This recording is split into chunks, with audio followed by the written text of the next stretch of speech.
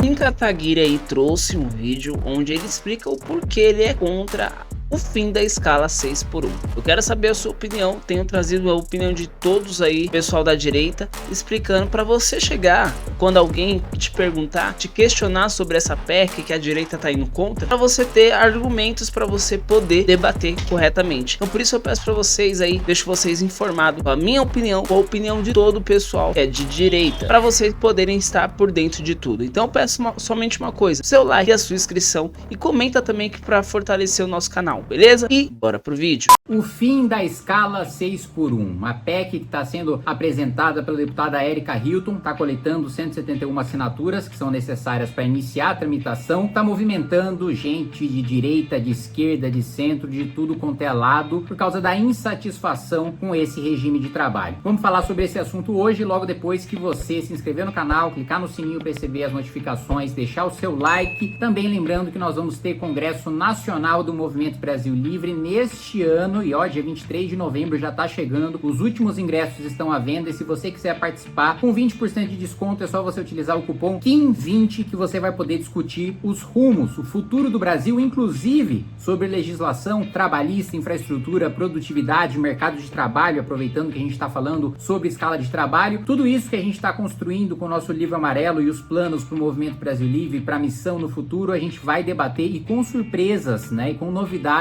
neste 10º e último Congresso Nacional do Movimento Brasil Livre. Muito bem, antes de qualquer coisa, eu quero falar para vocês que eu, pessoalmente, Kim Kataguiri, pessoa física, sou contra a escala de trabalho 6x1. E sou contra por uma razão muito simples. Eu já trabalhei durante 2 anos nessa escala, e o pior de tudo é que eu morava em Santo André, na época que eu estudava na Universidade Federal do ABC, e trabalhava em Interlagos, né? Então eu tinha que pegar aí 2 horas de transporte público para ir, 2 horas para voltar, pegava trem, metrô, ônibus para chegar, era um negócio assim infernal, tudo isso no emprego informal para ganhar R$800. Eu acho sim que as pessoas, né, merecem ter mais tempo, e é saudável que elas tenham mais tempo para estudar, para cuidar da sua vida pessoal, da sua família, para se divertir, para espairar. Acho isso tudo absolutamente justo. Dito isso, a PEC que está sendo apresentada pela deputada Erika Hilton é uma farsa. O quê? E para vocês terem uma noção de como essa proposta é populista e demagógica, nem o ministro sindicalista do PT, Luiz Marinho, está apoiando. Ele diz que o posicionamento oficial do Ministério do Trabalho é de que reduções na carga horária de trabalho devem acontecer em convenções coletivas do trabalho. E mais do que isso, nem o Paulinho da Força Sindical está apoiando, e argumenta que isso geraria demissões e prejudicaria os trabalhadores representados pelos sindicatos. Então, só para vocês terem uma noção do quão fora da realidade é essa proposta. E é uma farsa porque o primeiro ponto é o seguinte: se de fato a deputada quisesse proibir a escala 6x1 no Brasil, ela não precisava apresentar a PEC, bastava um projeto de lei. Anota! Por quê? Porque a Constituição, ela estabelece a carga horária máxima de trabalho, não estabelece um mínimo. Precisaria de PEC caso ela quisesse ampliar o número de horas e de dias trabalhados. Agora, para reduzir a jornada de trabalho, basta um projeto de lei. Você não precisa coletar 171 assinaturas de deputados, aprovar na CCJ, depois criar uma comissão especial, depois ter 308 votos em primeiro e segundo turno na Câmara dos Deputados, depois, mais uma vez,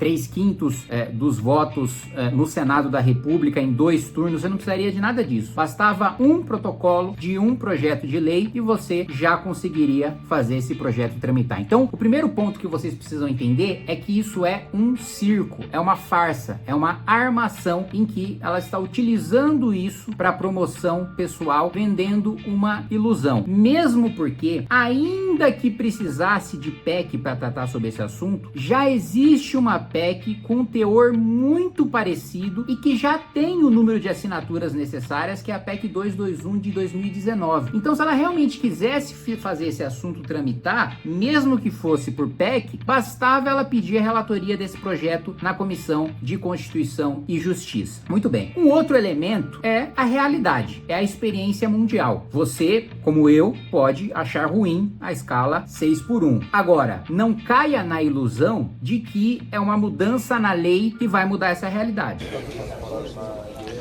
Cara, é triste porque... A gente teve uma experiência recente, inclusive, que não mudou a realidade de ninguém, que foi a PEC das domésticas. Foi aprovada em 2013, mais de 10 anos, uma PEC que previa, né, uma série de direitos e de garantias para as empregadas domésticas. 10 anos depois, qual que foi o resultado dessa PEC? Eu vou trazer os dados aqui para vocês. Em 2023, nós tínhamos 5.900.000 empregadas domésticas, 4.400.000 informais, ou seja, 10 anos depois da PEC das domésticas, 3 em cada 4 são informais e, portanto, não têm direito nenhum. Em 2013, o número de informais era de 4.100.000, ou seja, para a grande maioria das empregadas domésticas, nada mudou. E para 300.000 delas, elas saíram da carteira assinada para ir para o trabalho informal, por uma razão muito simples. Uma canetada não altera a realidade de um país que cobra muito imposto, de um país que dá muito privilégio para a elite do funcionalismo público, para deputado, para senador, para juiz, para promotor e que investe muito pouco na produtividade do trabalhador. Não é uma única lei que vai alterar essa realidade. Quer saber mais do que isso? Hoje nós temos o salário mínimo, nós temos a CLT e o que acontece na realidade? Tudo que é alterado, todo novo direito que é criado na CLT é repassado para todos os trabalhadores? Não, por uma razão muito simples. Isso não altera a dinâmica do mercado de trabalho de um país que não cresce, de um país que está estagnado. O que gera aumento de riqueza, o que faz com que as pessoas possam ganhar mais trabalhando menos, é aumento de produtividade e é país enriquecendo. E não existe uma única emenda constitucional ou um único projeto de lei que vá fazer isso acontecer. Tanto que, o que nós temos hoje? A maior parte dos trabalhadores ou são informais ou são PJ. Nós temos hoje, vou trazer o número exato para vocês, 14.600.000 mês. E a gente sabe que a maior parte dos MEIs é justamente um sujeito contratado, não é um empresário, uma pessoa contratada via PJ, justamente para diminuir a oneração, né, da folha de pagamento, que aliás, isso sim é uma boa solução estrutural, desonerar a folha de pagamento para todo mundo. E para isso já existe uma PEC da deputada Anne Ortiz, que eu já assinei, para desonerar a folha de pagamento de todo mundo, fazendo com que o trabalhador possa receber mais sem onerar o empregador. É um ganha-ganha para todo mundo. Mais do que isso, nós temos 39.400.000 informais. Ou seja, para mais de 50 milhões de trabalhadores, a maior parte dos trabalhadores do Brasil, mudanças na legislação trabalhista para melhor, para pior, não altera em nada. O que altera a vida dessas pessoas é a dinâmica do mercado de trabalho. Sabe o que a gente realmente precisa fazer? A gente precisa cortar, que é a minha maior luta, é uma das principais razões pelas quais eu estou na política, cortar privilégio das elites públicas e das elites privadas, da classe política. Vamos lá, olha, eu já economizei milhões e milhões de reais sozinho, só de abrir mão, só entre aspas, né? De abrir mão de auxílio moradia, de alimentação paga com dinheiro público, de carro, de motorista, de segurança, que inclusive vocês nos comentários e minha mãe também vivem reclamando que eu abri mão de segurança. Vocês dizem que eu não deveria abrir, que eu deveria andar de carro blindado de segurança. Abri mão disso tudo, mesmo sabendo dos riscos que eu corro. Já doei mais de 400 mil reais do meu salário, votei contra o aumento e doei todo o aumento de salário que recebi, e mesmo antes do aumento já fazia doação de salário. Para quê? Para dar o exemplo, para ter moral, para falar o que eu tô falando aqui para vocês agora, que o que eu faço não tinha que ser voluntário, tinha que ser obrigatório para todos os políticos. E mais do que isso, Ministério Público e Judiciário, super salários de 60, de 100 mil reais, eu ingressei com a PEC antiprivilégios. Vê se o PT assina, se o PSOL assina, esses caras que estão dizendo defender os trabalhadores. Quem paga tudo isso é no lombo dos trabalhadores. Na pandemia eu apresentei um projeto para cortar em 50%, olha, na pandemia, numa situação excepcional e temporariamente, não é nem permanentemente, cortar 50% do salário de todos os deputados e senadores para doar para a saúde pública. Não teve nenhum apoio nem do governo Bolsonaro, nem dos deputados petistas. E agora querem dizer que estão defendendo o trabalhador? Não assinaram até agora a minha PEC da emenda antiprivilégio para tirar os super salários, né, de juiz, de promotor, de deputado, de senador, para acabar com os privilégios. Pelo contrário, são os deputados do PSOL que estão propondo isso? Aqueles que mais gastam o seu dinheiro com carro, com gasolina, com divulgação de mandato parlamentar. Eu lembro o Boulos, que na época, antes de disputar a prefeitura, gastou mais de 200 mil reais do seu dinheiro e tá dizendo que tá te defendendo, né, em razão disso. Então a gente precisa, é óbvio que é uma escala péssima. Aliás, eu me lembro, né, foi graças, né, a esse primeiro trabalho informal que eu tive, que eu consegui, como eu disse para vocês, ganhava 800 reais, aí ao longo do tempo fui conseguindo, né, acumular mais uma coisa aqui, uma coisa ali, aos 19 anos já fui contratado pela Folha para ser colunista, depois Huffington Post, depois Rádio ABC, depois Clipe FM, então consegui um contrato para escrever, né, um livro primeiro, né, aquele Quem é a Mulher para Estar na Folha, e inclusive tive muito orgulho, né, eu sempre tive muita vergonha, quando eu era criança, eu lembro que tinha 12 anos de idade e fiz minha mãe me levar lá numa livraria para ver se eu conseguia emprego de arrumador de livro, mas não empregava criança, né? Sempre tive muita vergonha de depender dos meus pais e etc e tal. Então, o orgulho que eu tive, né, com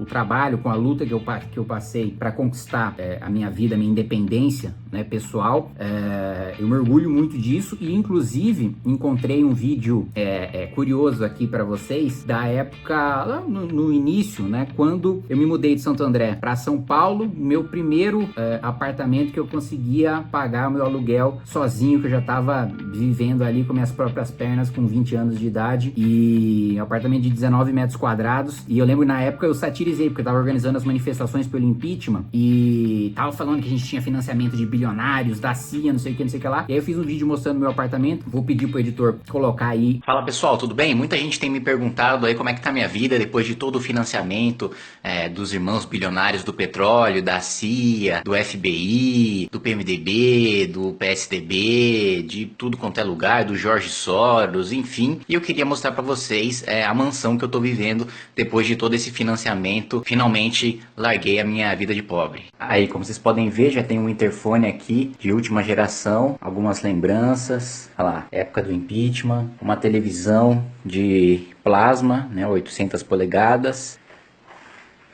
uma enciclopédia do Cavaleiro do Zodíaco, um monte de remédio para gripe, para quando fica frio. Aqui obras caríssimas, né, de artistas modernos. Diversos livros aqui, como vocês podem ver, todos também comprados ali com dinheiro internacional, com petrodólares. Aqui é a grande cozinha, né, onde todos os meus 42 cozinheiros trabalham aqui, com esse fogão de última geração, né, como vocês podem ver, tem um forno aqui embaixo, ó, é tão moderno que vocês não conseguem nem ver. Tá aqui, aí passa aqui para minha cama, né, claro, é uma grande cama de casal, como vocês podem ver, meus empregados deixam sempre ela muito bem organizada, né, todos os dias de manhã. Meu armário aqui com, né, todos os meus ternos Armani, todos os meus relógios Rolex, e aqui uma suíte, né, claro, não poderia viver num lugar pior, o meu banheiro. Tá aí, gente, aqui está a grande mansão que eu comprei com todo o dinheiro que eu ganhei até hoje. Muito obrigado por terem auxiliado no golpe, e é isso aí. Mas tudo isso para dizer para vocês que, assim, eu sei exatamente como tá?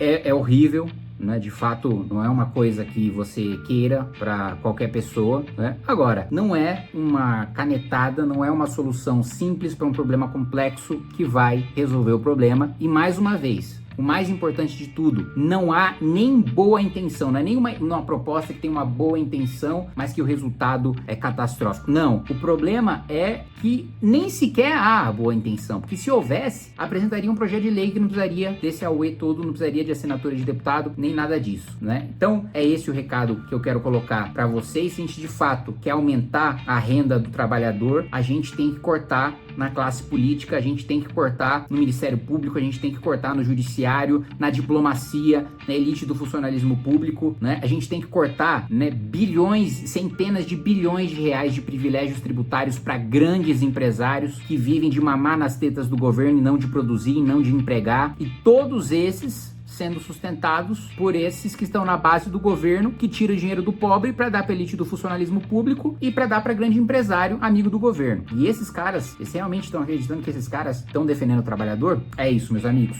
Um abraço.